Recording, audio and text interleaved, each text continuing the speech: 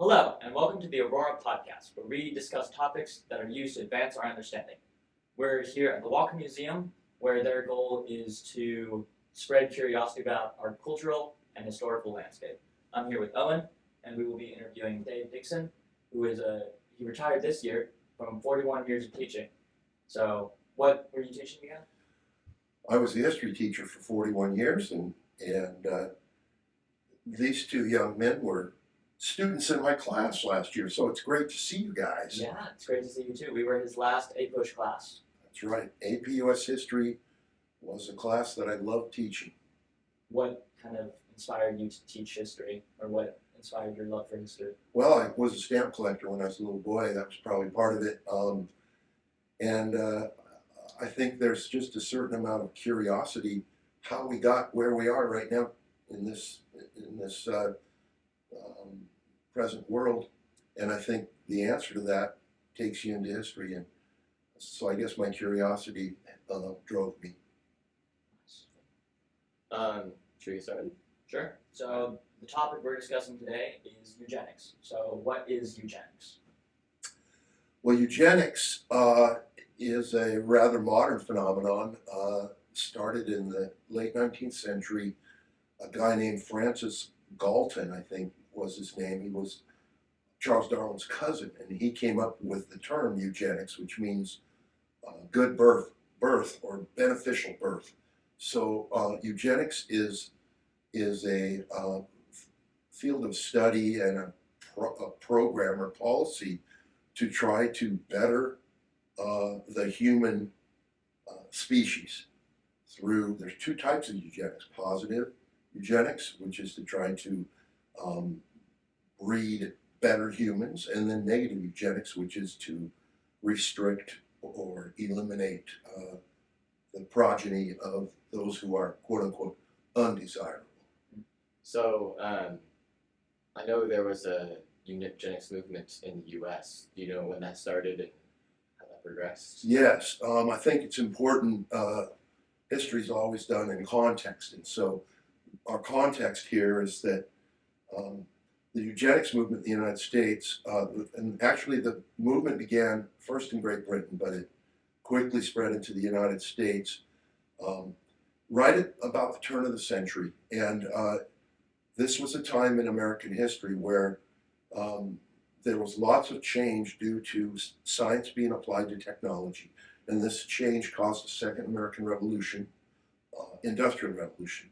And all these changes in industry, things like the Brooklyn Bridge connecting New York, things like skyscrapers being established, all kinds of electrical stuff like light bulbs and Thomas Edison's other inventions.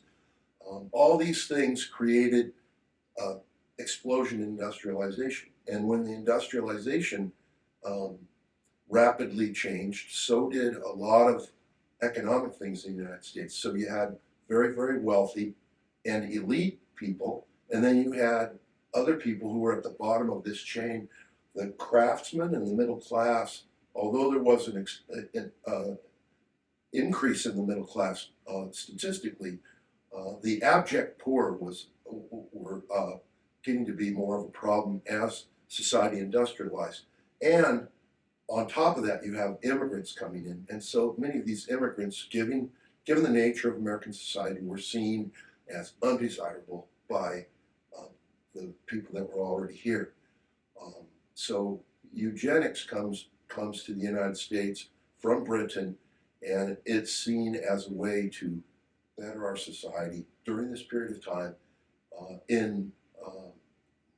to combat all of the industrial problems.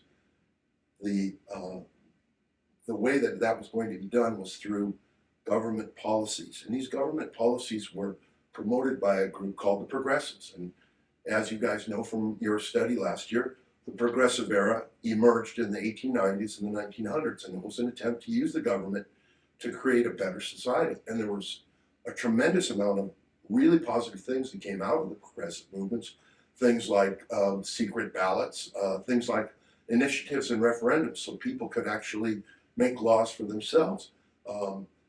Other things that happened during this period of time that were positive were things like the Pure Food and Drug Act, the Meat Inspection Act, And you guys can probably name a few yourself if you have any memory at all from class last year. Yeah. So there's all these great things that were going on with the progressive movement. Yeah. But there were also some things that were not so good. Things like prohibition.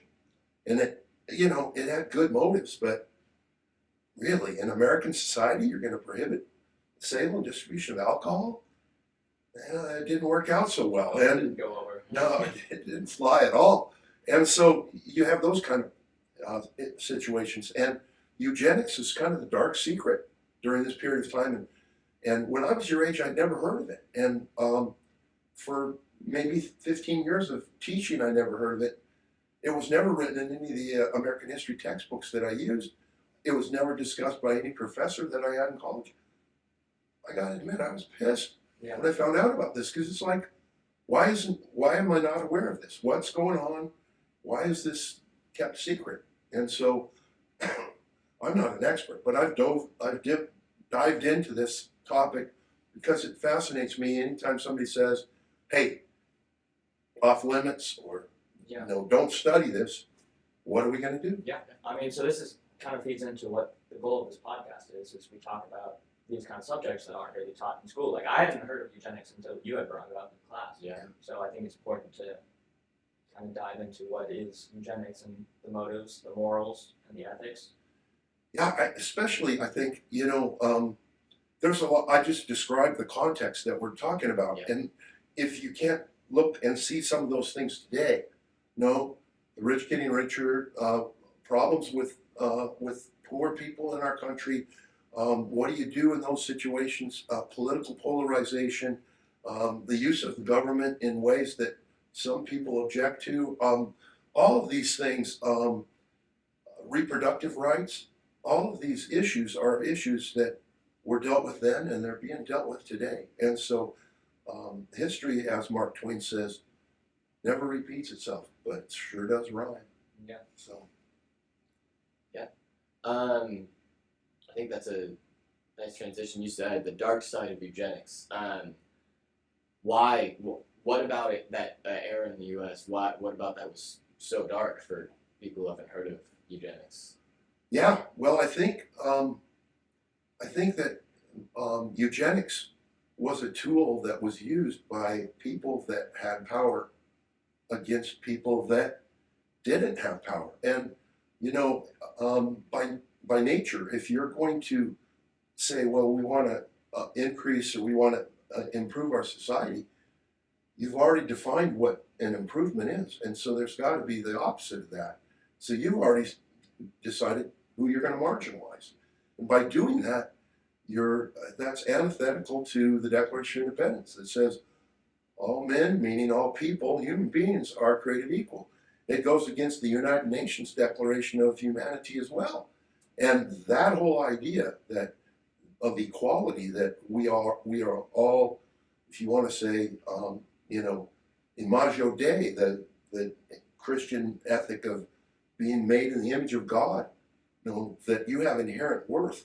Eugenics is antithetical to that. And if you ingest it into a society that has racist tendencies, it's going to exacerbate racism. It's going to exacerbate marginalize people on the fringe, whether they have a disability, whether they're a mental disability or a physical disability, and that's the problem that I see with eugenics. That is outrageous. And to further what you asked, Owen, the United States became the model country for the Nazis to study and to determine many of the policies that they carried out. Now, I'm not saying we had extermination camps in the United States, but I am saying that is the final straw if you go down the slippery slope. And we didn't get that far, and the Nazis were there. And to back that up, when the Nuremberg trials occurred and these Nazis were put on trial for what they did, they used the Americans as evidence in the trial. If you read the transcript, it talks about, hey, look at America, look at Buck versus Bell, look at the Supreme Court case that justified the kind of actions that were going on in Nazi Germany. Now, eugenics, one of the reasons that it went underground, that we don't hear about it, is because after World War II, nobody wanted to be a Nazi. And so it kind of lost its grip. But every university in the United States had a eugenics major. University of Washington did, Stanford, Harvard, Columbia, Yale. You could be a eugenics major. So anyway. So what is a eugenics major? Like, what exactly would you study? Just kind of. Yeah, obviously, I just read about this. I'm no expert. It's not my PhD is not in eugenics, so I have limited knowledge, and I would only be guessing. But I would think that you would study biology. But once again, this is really interesting to think about.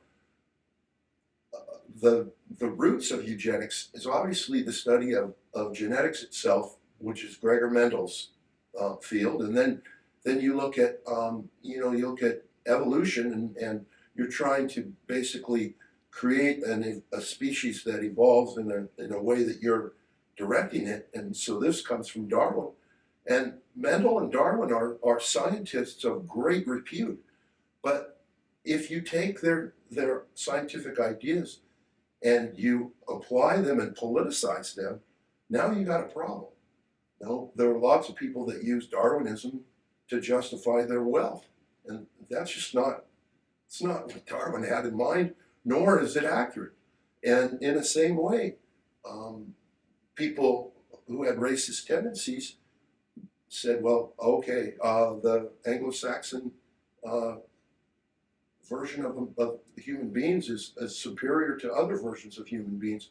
Look at the civilization. Look at Africa, and that's just ridiculous. But that was used to marginalize people during this period of time, and so unfortunately, the politicization of science has not ceased in our current times. And I don't care if you're liberal or conservative, you can point to what's gone on in the last few years and say, hey, politicians have used science to justify whatever their policies are. Yeah. Trust the science. I heard liberals saying that for a long time. Then I heard conservatives saying, trust the science. Well, are we trusting the science, or are we being manipulated by politicians? And I would say that the elite used this tool, eugenics, to try to create something that is antithetical to the basic idea of equality that should be our pervasive ethos in this country. So how did elitism play into eugenics, and how did the elite enforce these? Yeah, okay, that's a really good question. The eugenics movement was really started by a couple guys. One guy named Harry Laughlin and another guy named Charles Davenport. These guys had to get money to get this going.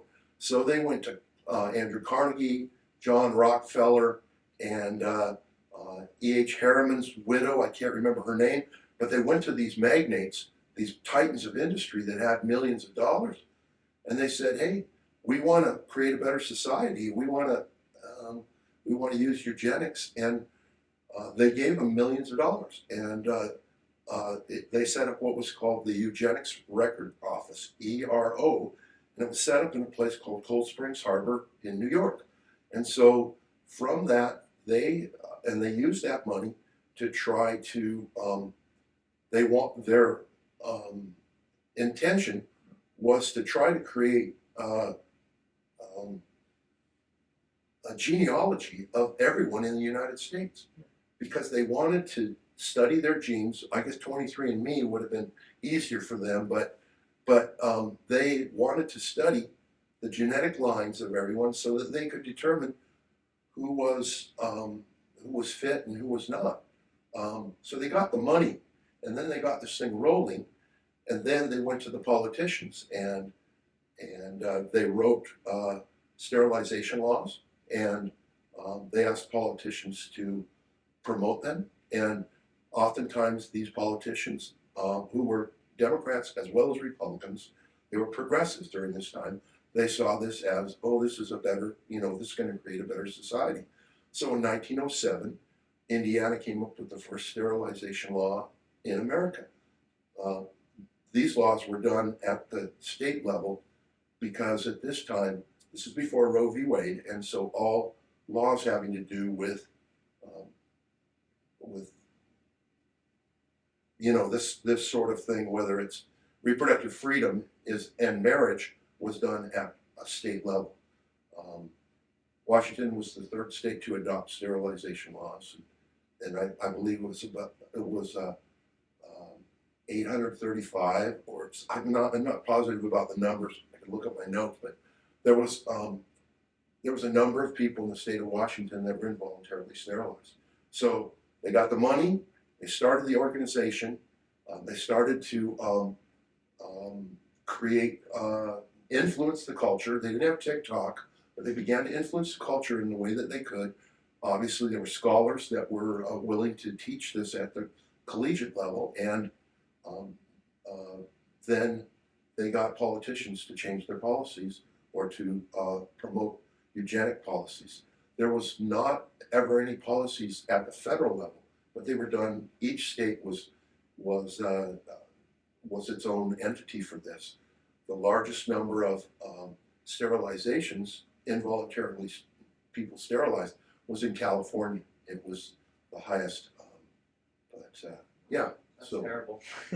well, yeah, I mean, people today talk about reproductive rights, and with good reason. That's definitely something that that modern people are debating and talking about. But because your mother was a prostitute, or because you're black, or because your IQ score puts you in the category of being a moron, or an imbecile, or an idiot, which were scientific terms at that time. If you took an IQ test and your score was in a certain low category, you were a moron, or an imbecile, or an idiot. And if you were in one of those categories, especially imbecile, I think that was the lowest, that would merit a reason to have you involuntarily sterilized. Now you're 12 years old, the sheriff comes, knocks on the door, your dad answers it and says, "Hey, we got to take Ben in to have him sterilized, and he's got a court order. Government's behind him, and we just don't want this sort of progeny to be to be foisted on the next generation. Let's sterilize this guy." I mean, I have to tell you, from a personal standpoint, I have 14 grandchildren, and I just love my grandchildren. Yeah. My family is so important to me, and if you were to take that part of my life away, it would be devastating to me. So, it's one of those things that you look at it and you see thousands of people in the United States that were involuntarily sterilized. And sometimes you look at it and you go, okay, this person's a rapist, and maybe you can make an argument for that, but most of these are just ridiculously flawed arguments, in my opinion. Yeah. So. Yeah. Using that as a segue, it's some intense things that they just forced on people. And so you said it wasn't at the national level, it was only at the states level. How many states actually forcibly Yeah, let's see if I got it sterilized in my notes here. people?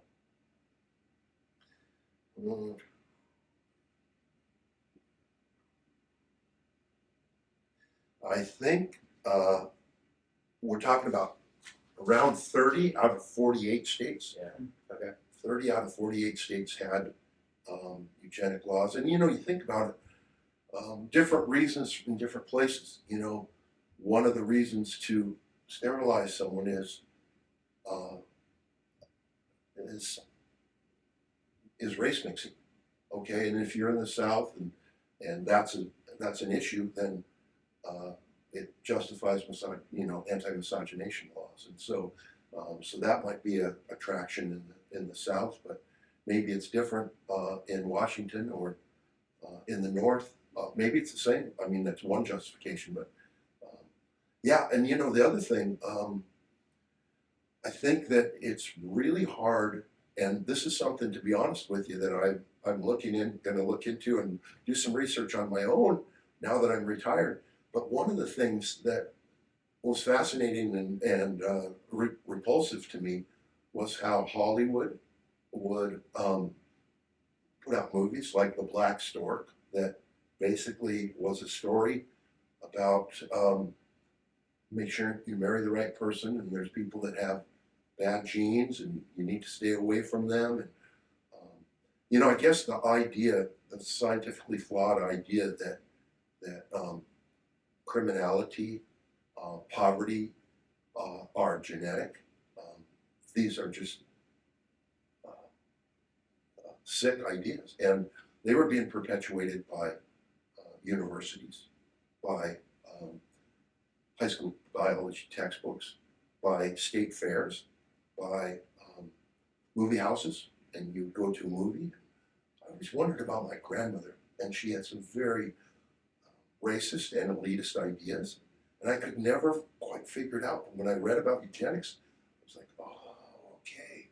She was watching these movies, and this was her high school biology class was teaching her that, you know, some races are superior to others, and some people need to be eliminated, their genes need to be eliminated. And I could never understand why she had these elitist, in my opinion, horrible ideas. She was overall, very nice and kind person, but it, you know, it's the culture, and I guess we are all looking at our culture and trying to make it better today. I think most of us are trying to see how can we be a more just society. But you look at this and you see it in our background, and you see, oh, okay, we have some darkness in our closets that we have to shine light on, so that we can move the right way. Yeah. So with the history and context you just kind of talked about with eugenics and how deeply it was ingrained in society, what kind of caused the shift to people realizing eugenics was a bad thing? Yeah, World War II, the Holocaust, and when people saw those films and they saw the outcome of Nazi Germany, and everybody agreed this is a horrible, heinous thing and anti-American, and people saw that.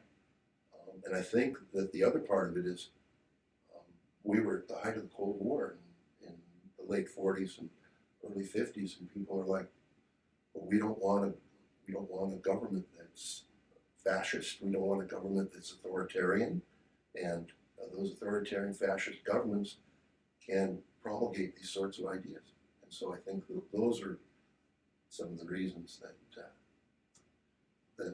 this was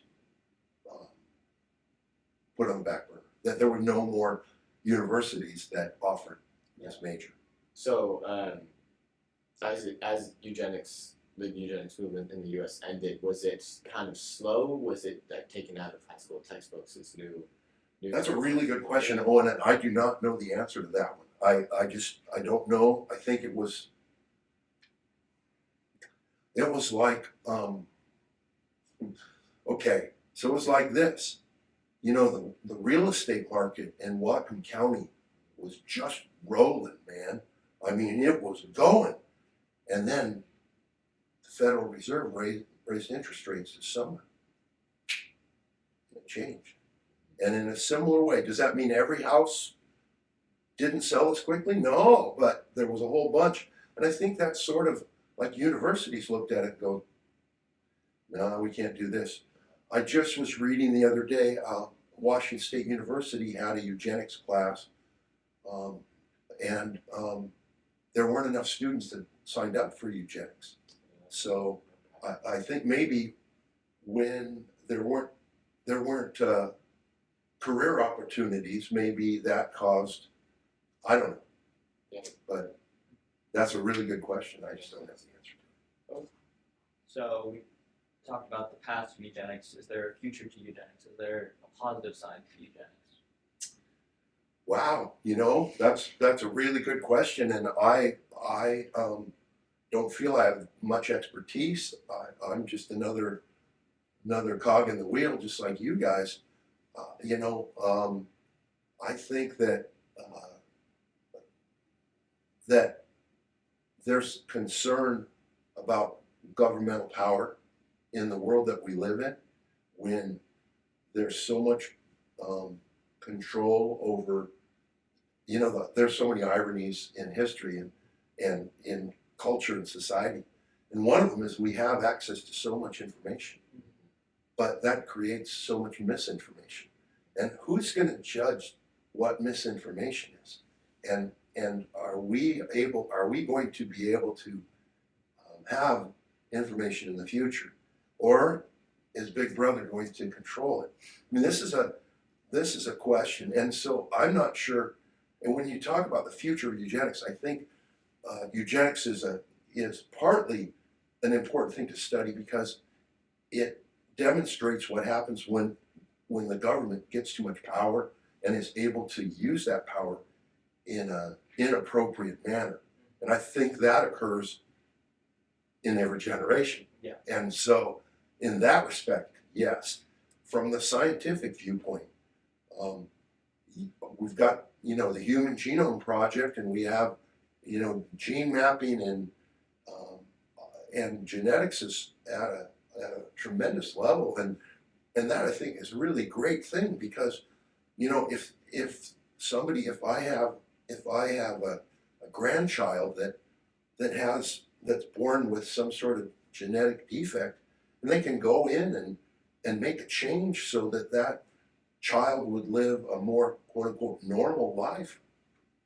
Well, that's great, and there's so many things that science is able to do in a positive manner, but it's also a powerful tool that can be used in a way that is against what I believe to be the American values. And so, so it's kind of a double-edged sword there. I don't know. You guys, what are your thoughts? I guess I'm always looking in the past, and being an older guy, I do think about the future, but probably not as much as you guys do. So, do you guys have thoughts on eugenics and the future? I've been kind of interested in CRISPR and gene editing, and I was kind of wondering what you think about. I don't know, like Ben said, the future of this, but more from a gene editing aspect and how leaving the kind of darker sides and improving things, like you said, with genetic disabilities, maybe shortened lifespan, improving quality of life. Yes. In the future. Yeah, I think it's going to be really interesting just to see that. I know it's not the same as gene editing, but artificial insemination.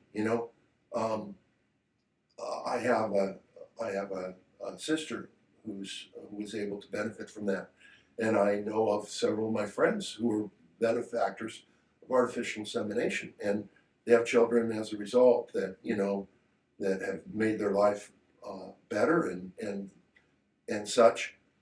But you wonder, okay, what about being able to? Is that going to put you guys out of business in the future? Are you guys going to go shopping online for your children the way that my friends out in Linden that have milk cows that want to perpetuate their flock, do that, and so those are questions. How's this going to be regulated? Yeah, because it's science, but then because it goes into public policy, it's political too. yeah. Yeah, it's super interesting to think about. Yeah. There's a movie this kind of reminds me of Gattaca, if you've seen it, where they kind of talk about gene editing, or that's the whole premise of it, I guess, is gene editing and the elite kind of becoming the norm. And I think it's interesting to think about elite athletes, intelligence levels, certain fields being of work being very specific to humans that are then modified to be perfect. Yes. Per se, not in those fields, and I think that idea of having people who are the best through, I guess, engineering as opposed to just natural birth. Yeah, you know, you're watching a soccer match there, and you know the one guy's faster than everybody else, and he's scoring the goals, and you know he beats all the records of Beckham and Pele and all the great soccer players. I don't know very much about soccer, obviously, but you know somebody goes, oh, but let's put an asterisk by that because he's been genetically engineered. Or do you have two leagues? You know, do you have the genetic engineered league and then do you have the regular human league? Yeah. You know, and I mean, I guess we're dealing with that right now with NCAA swimming. You know, with the Leah Thomas case, or I think her name's Leah Thomas. Yeah. And so, but you know, this is, you know, science fiction becomes fact in the future. Yeah, I think the future is super interesting to look at because I definitely think there's a space for modifying humans and putting those genes in and engineering kind of someone who's a superhuman. I think there's definitely, with modern medicine and how far we're progressing, that could definitely become a reality. Yeah.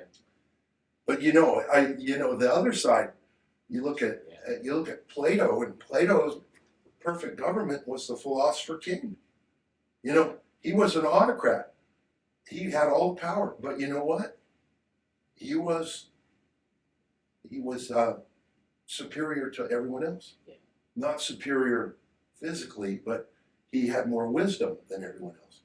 And I guess the idea of wisdom comes into play with this because, you know,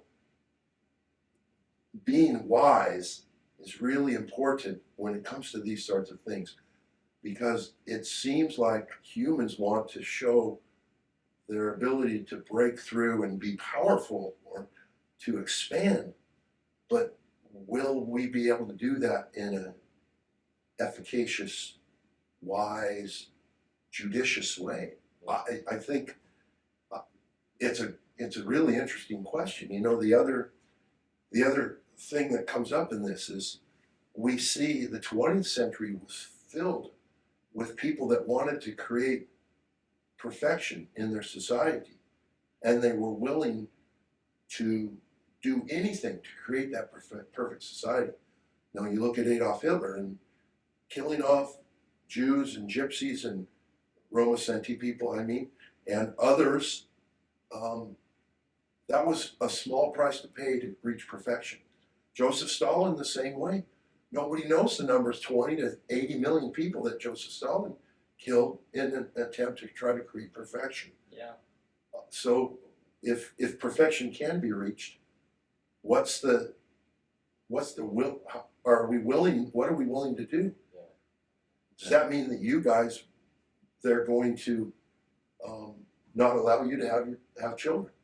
Yeah, and I think that's an interesting point, because then there's the idea of people who are genetically modified. From their point of view, what is you're better than everybody else in this. So what kind of pressure does that then put on you if you want to do something completely different? What is your purpose in life? I guess. I mean, because we all find our own thing, and then you take people and make them very good at this one thing by engineering, not by experiences and life choices.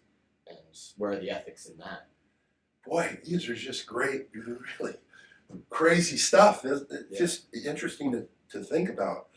And you know, then now you get to the whole idea of nature and nurture, right? Yeah. So can you put the fire in the belly of an individual to make them a champion? You know, I mean, you look at people that excel at what they do, and it's, yes, they have a gift, they're gifted, but they also have a motivation and, you know, a desire.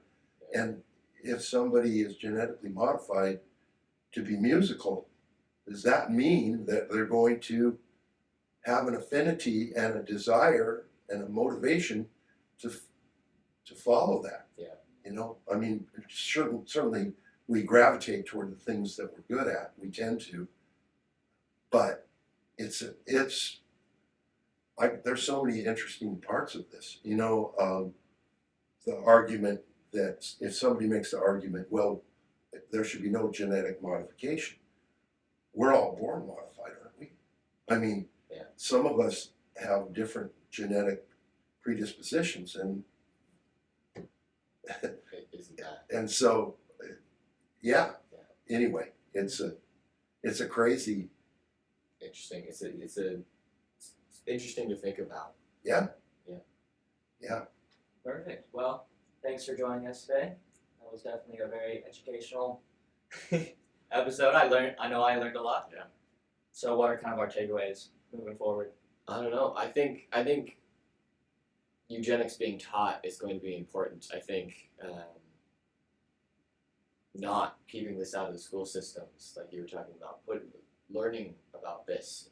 After our AP test, we had some time to explore topics that were not in the curriculum, and one of your lectures was on eugenics, and I think that's important. I think sharing these ideas, having college courses on these ideas that are informative, not necessarily to enforce these, but more to look at the past and, like you said, shine a light on the darkness in the closet, and learn from our past mistakes rather than hiding them away. I think is going to be Especially as we finished here, especially because of the power that science brings to the future, and how important it is to be wise, and that wisdom, I think, comes through our study of history. Perfect. See you all next time.